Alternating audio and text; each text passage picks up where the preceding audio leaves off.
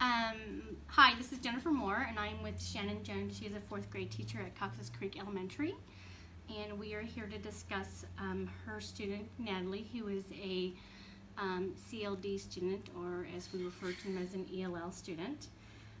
Shannon, could you please give us a little bit of background information on Natalie?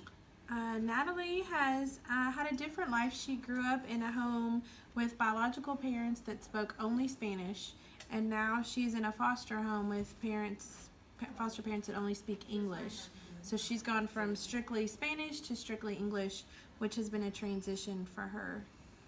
How is she? I noticed on her scores that she is strong in reading, and well, her weaknesses is speaking and writing, according to WIDA, and the scores, the testing that we do every year for her.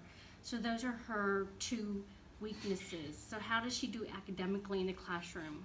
I would say it definitely agrees with what you found on that, because when she's speaking, she tends to forget some of those prepositions and conjunctions that hook things up, just like a typical student would who went from speaking Spanish to English. Okay, and I noticed when I worked with Natalie, I did a little bit of a video on math.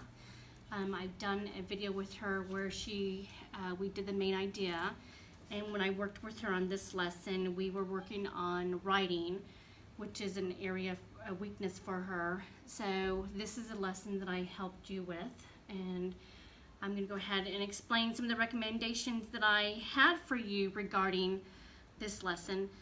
So the lesson that we have is, which I thought was very interesting, you decided to use old entries, and you told your kids to go mining for jewels, which that meant that you didn't always have to go back and always create new ideas for whenever you're doing your writing pieces. You can go back through and look in your old entries and look for themes, or look for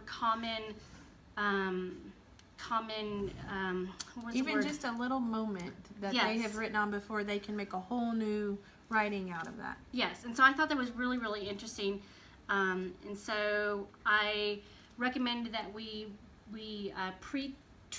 pre-teach the vocabulary to Natalie, to help her out with, like, figure out what mining meant, like surface writing, debriefing, underlining, look for those words. And then I also recommended that all your class actually could use and understand working on transition words. So I helped you out with this graphic organizer.